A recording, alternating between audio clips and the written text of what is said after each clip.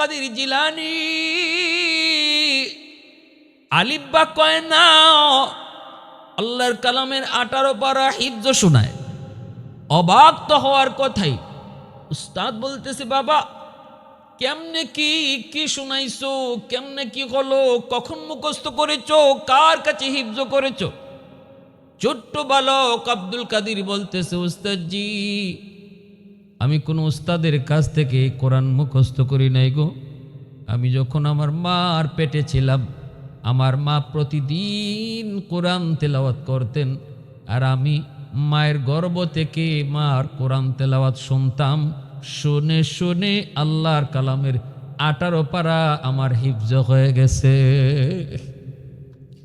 मैं तालिब मौला हो मेरे इश्क निराला, मैं तालिब मौला हूँ मेरे इश्क निराला, है जुमला जहाँ जिनके तजल्ली से उजाला, है जुमला जहाँ जिनके तजल्ली से उजाला, मा दरुद जहाँ गैर खुदा यार नदारिम, जुदी याद खुदा हिच दिगर कार नदारिम, जुदी याद खुदा हिच दिगर कार नदारिम। আমার ভাইয়েরা, বন্ধুরা, যুবক, এরপরে যখন ওনার আরও কোরআনের শিক্ষা, দিনী শিক্ষার জ্ঞান শিক্ষার নিয়তে, আল্লাহর কালাম দিনী শিক্ষার নিয়তে যখন মনের ভিতরে তৃষ্ণা জাগলো, আব্দুল কাদের জিলানী রহমতুল্লাহ আলাইহি ছোট্ট বালক জিলান এলাকায় যখন ছাগল রাখালি করেন, তখন গাইবি আওয়াজ শুনতে পান, এ বালক তোমাকে এই কাজের জন্য দুনিয়াতে পাঠানো হয় নাই, তুমি দিন শিখো, কোরআন শিখো। আওয়াজটা তিনি গাইবি পাইতেন। মার কাছে এসে বলতেন, বাল্যকালে বাবা হারায়া তিনি এতিম হয়েছেন।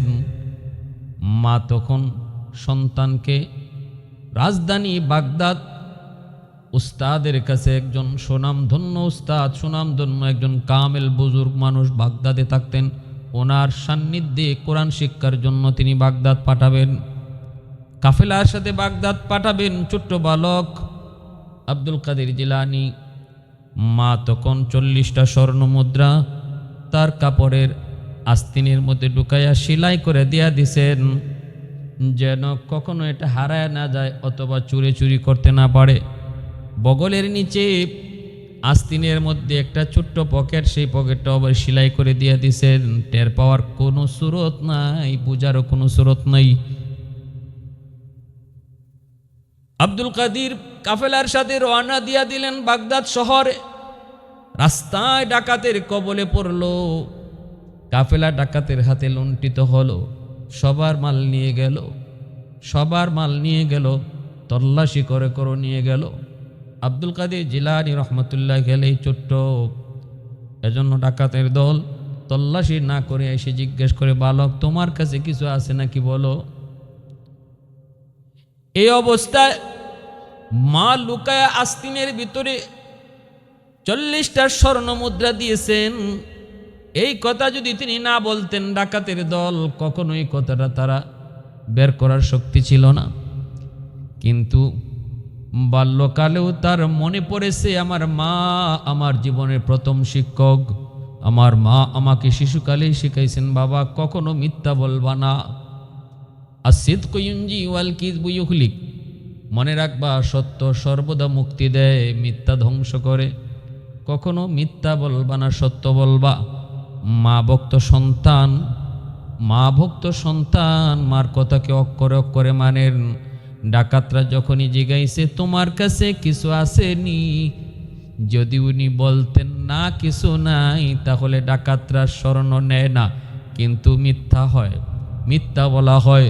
অতএব ইনি চিন্তা করলেন, আমি কি মিথ্যা বলবো, স্বর্ণ বাঁচাবো, নাকি স্বর্ণ দিয়ে দিব তবুও সত্য বলবো। ছোট্ট বয়সী পরীক্ষার সাথে সাথে সিদ্ধান্ত নিলেন, না, আমার মা আমাকে শিখাইছেন সত্য মুক্তি দেয়, মিথ্যা ধ্বংস করে, এটা আমার নবীর হাদিস। অতএব কখনো না আমি মিথ্যার আশ্রয় নিব না, আমার মা যা শিখাইছেন আমি তাই বলবো। সাথে সাথে তিনি বলে দিলেন, হ্যাঁ আমার কাছে 40টা স্বর্ণ মুদ্রা আছে। কোথায়? আমার কাছে 40টা স্বর্ণ মুদ্রা আছে। কোথায়? কয় আমার পাঞ্জাবির বগলের নিচে মা সেলাই করে দিয়ে দিছে। এই কথা বলতে ডাকাতের সর্দারের কাছে চলে গেল, যে সর্দারকে বলল, উস্তাদজি একটা ওই যে বালকটা বলতেছে তার কাছে নাকি 40টা স্বর্ণ মুদ্রা আছে, তার মা কাপড়ের মধ্যে সেলাই করে দিয়ে দিছে, লুকায় আছে। ডাকাত সর্দার তারে ডাকায় আনলো, আয়না বলতেছে, বালক কি বলতেছ, কোথায় তোমার স্বর্ণ? কয় এই যে আমার কাপড়ের নিচে সেলাই করা। ডাকাত সর্দার কয়, তোমরা স্বর্ণটা বের করো। অন্য ডাকাতগুলি তার কাপড়ের সেলাই ছিঁড়ে এই 40টা স্বর্ণ মুদ্রা বের করলো। এইবার ডাকাত সর্দার বলতেছে, বালক একটু বলো তো, তোমাকে সত্য বলতে কে বাধ্য করেছে? তুমি তো মিথ্যা বললেও পারতা, কেউ তোমাকে এখানে মারপিটও করতেছে না, তোমাকে তো তল্লাশি করে আমরা বাদ দিয়ে দিছি, তোমাকে তো তল্লাশি করতাম না, ছোট মানুষ, তুমি না বললেও তো পারতে, এই স্বর্ণটা তোমার থাকতো, কিন্তু তুমি কে তোমার সত্য বলতে বাধ্য করলো একটু বলো তো। আব্দুল কাদির তিনি তো সাধারণ কোনো আব্দুল কাদির না, তিনি তো সাধারণ কোনো বালক নারী যুবক, বাল্যকালেই যার অন্তরে আল্লাহর ভয়, আল্লাহর প্রেম, আল্লাহর ভালোবাসা, দিল ভরা আল্লাহর মহব্বত।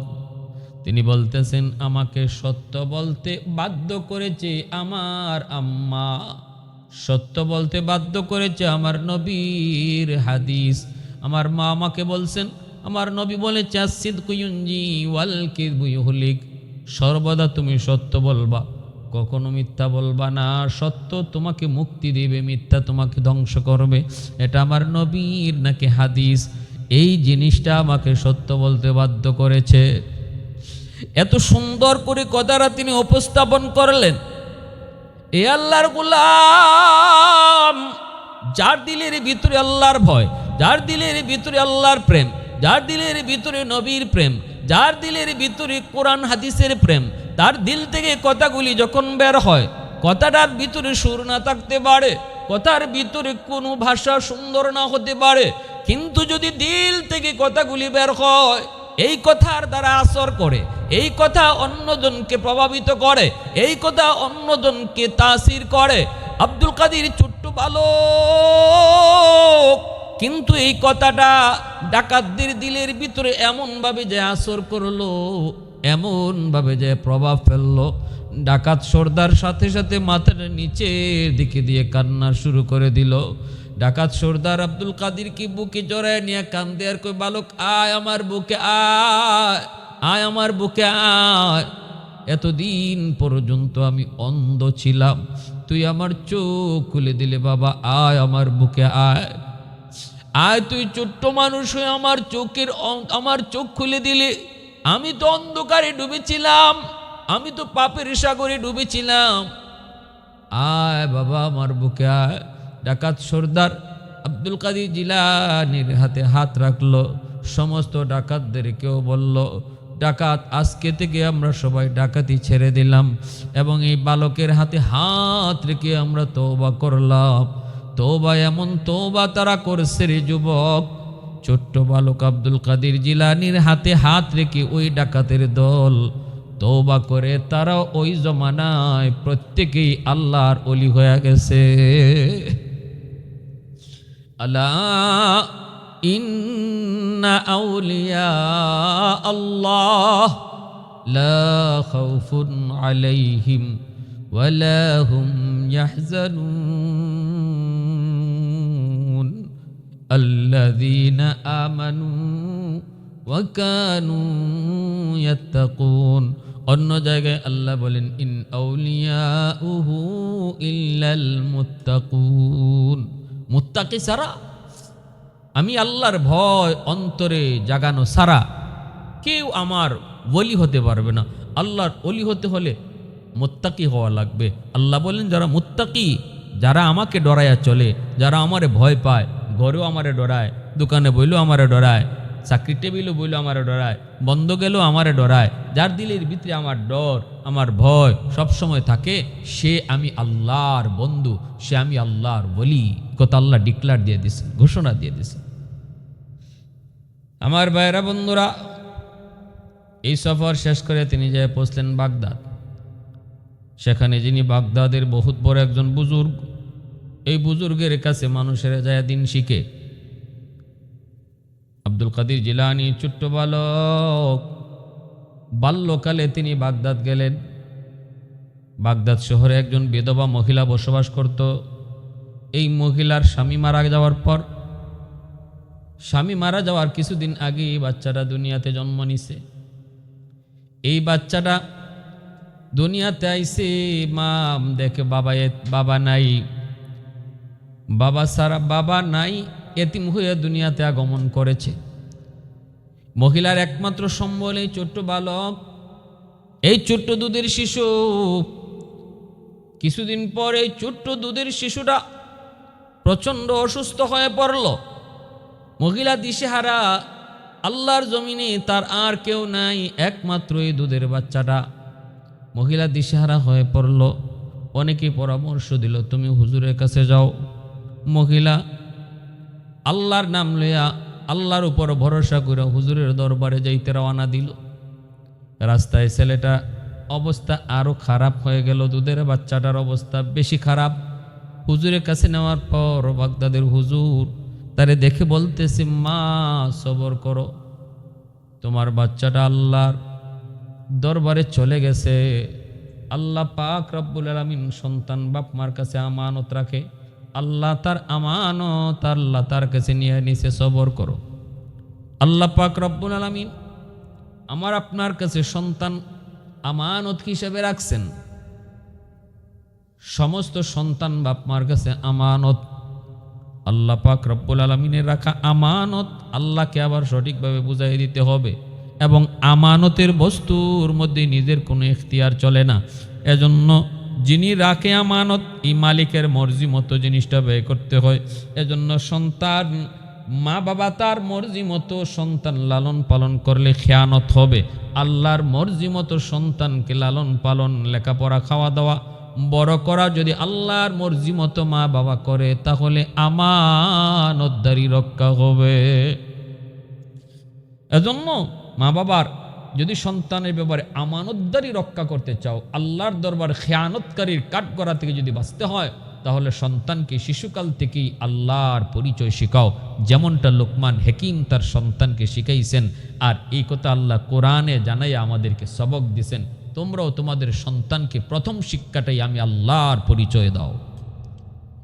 ওয়াইদ ক্বালা লুকমানু লিবনিহি ওয়া হুয়া ইয়াইযুহু ইয়া বুনাইয়া লা তুশরিক বিল্লাহ ইন্নাশ শিরকা লাযুলমুন আযীম। সন্তানকে লোকমান হাকিম প্রথম আল্লাহর পরিচয়টা যেভাবে শিখাইছে, এভাবেও দুনিয়ার সকল মা বাবা সন্তানকে আমি আল্লাহর পরিচয় শিখাও, এই মেসেজটা দেওয়ার জন্য আল্লাহ লোকমান হাকিমের সেই কথাটাকে কোরআনের আয়াত বানায়া আমাদের কাছে নাজিল করছে। লোকমান হাকিম তার সন্তানকে কি শিখাইছে, কি কইছে, এই কথা আল্লাহ আমাদেরকে জানাইবার দরকার কি? আল্লাহ আমাদেরকে জানাইছেন এই মেসেজ দেওয়ার জন্য। লোকমান যেমন বাবা, তুমিও এমনই বাবা। লোকমান তার সন্তানকে যেভাবে আমি আল্লাহর পরিচিতি শিখাইছে, পরিচয় শোনাইছে, তুমিও তোমার সন্তানকে এইভাবে আমি আল্লাহর পরিচয় শিখাও।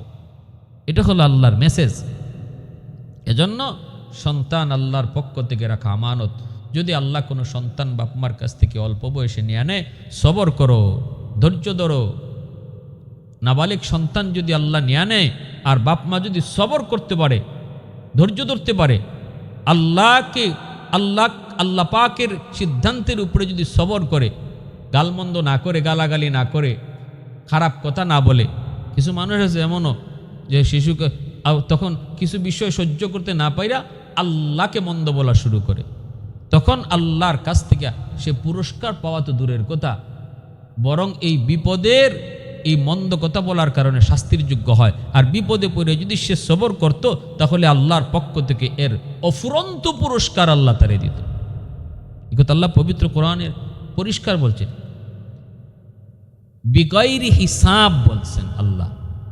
সাবিরিন যারা, ধৈর্য ধরে যারা বিপদে পড়া, তাদেরকে আল্লাহ যা বিনিময় দিবে এটার কোনো হিসাব নাই। হিসাব ছাড়া যে মুসিবতে পড়া আল্লাহর সিদ্ধান্তের উপরে ধৈর্য ধরে, আল্লাহর কাছে কইব, আল্লাহ অল্প বয়সে শিশুকালে তুমি আমারে নিয়ে আইছো, আমি আমার মার ঋণ শোধ করতে পারি নাই, বাবার ঋণ শোধ করতে পারি নাই।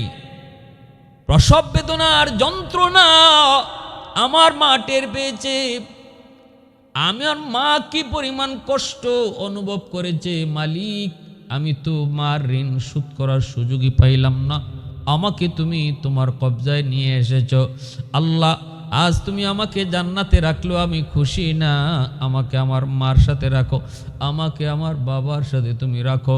আল্লাহ যদি কয় তোর মা তোর বাবা তো জাহান্নামী, সন্তান বলবে, মালিক জাহান্নামী না জান্নাতি বুঝি না, আমাকেও আমার আব্বা আম্মার সাথে জাহান্নামে দিয়ে দাও। আল্লাহ কইব, কোনো জান্নাতির জাহান্নামে দেওয়ার আদত আমার নাই। ছোট বাচ্চাগুলা অবুঝ নিষ্পাপ নাবালেগ সন্তান তখন কইব, মালিক জান্নাতিরে জাহান্নামে দেওয়ার আদত যদি তোমার না থাকে গো মালিক, জাহান্নামীকে জান্নাতে দেওয়ার আদত তো তোমার আছে, এই অভ্যাস তো তোমার আছে, এটা তো তোমার নিজামের ভিতরে আছে। হয় আমারে তুমি জাহান্নামে দাও, নয় আমার আম্মা বাবাকে আমার সাথে জান্নাতে দাও। তখন আল্লাহ পাক রব্বুল আলামিন ওই অবুঝ নিষ্পাপ নাবালিগ সন্তানের সুপারিশে আল্লাহ পাক ওই মা ওই বাবাকে, যেই মা যেই বাবা ওই সন্তান মৃত্যুর সময় সবর করেছিল, আল্লাহকে গালমন্দ করে নাই, আল্লাহ এতটুকু আমলের উসিলায় সন্তানের সুপারিশে তারে জাহান্নাম থেকে আল্লাহ তারে মুক্ত করে জান্নাতবাসী করায়া দিবে। সুবহানাল্লাহ, কি পরিমাণ আল্লাহ পুরস্কৃত করবে ওই মারে ওই বাবারে। একটু চিন্তা করছেন? একটু কি ভাবছি আমরা? আল্লাহ পাক ফেরেশতাদেরকে জিগাইব, তোমরা যে আমার এই ছোটো বাচ্চাটারে নিয়ে আইছো এই অবুঝ বয়সে নিষ্পাপ বয়সে এ মাসুম অবস্থায়, তার বাপ মারে কেমন পাইছো? তারা কি অধৈর্য হয়ে গেছে না ধৈর্য ধরছে? ফেরেশতারা কইব, আল্লাহ আমরা তার বাপ মাকে ধৈর্যশীলদের ভিতরে পাইছি। আল্লাহ পাক রব্বুল আলামিন তখন কইব, তোমরা তার জন্য একটা জান্নাতে তার নামে একটা বাড়ি বরাদ্দ করে দাও। সুবহানাল্লাহি ওয়া বিহামদি, সুবহানাল্লাহ। তো ওই বাগদাদের হুজুর তিনি বলতেছে, মা তোমার এই বাচ্চারা তো মারা গেছে, মাগো তুমি ধৈর্য ধরো, আল্লাহর উপর সবর করো। কিন্তু মা তো মাওই, সে কোনোভাবেই ধৈর্য ধরতে পারছিল না, কারণ একমাত্র তার সহায় সম্বল এই দুধের বাচ্চাটা। এই বাচ্চা হারায় এসে থাকবে কি কইরা? সে নদীর পারে আইসা কাঁদতেছে। আর ওই সময় আব্দুল কাদের জিলানী রহমতুল্লাহ আলাইহি তিনি তো বালক, তিনি গিয়ে দেখতেছেন একটা মা দুধের বাচ্চা কুলে নিয়ে কান্না করতেছে, বিলাপ করতেছে। তিনি জিজ্ঞেস করেন, মা তুমি এইভাবে কান্না করো কেন? কি হয়েছে, সমস্যা কি? তখনই মা কইতেছে, বাবা তুমি তো ছোট মানুষ, তোমার কাছে বলে লাভ কি?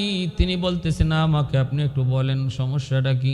বলে, আমার এই বাচ্চাটা মারা গেছে, আমি হুজুরের কাছে নিয়ে আসছিলাম, হুজুর বলছে মারা গেছে, আমিও দেখতেছি আমার বাচ্চাটা দুনিয়াতে নাই। কিন্তু বাবা আমি আমার এই দুনিয়াতে আমার কেউ নাই, একমাত্র আমার এই সন্তান ছিল। এখন আমি আমার সন্তান হারায়া কেমন করে দুনিয়াতে বাঁচবো, এই জন্য আমি কাঁদতেছি। আমি মা কোনোভাবেই সেটা বরদাস্ত করতে পারতেছি না।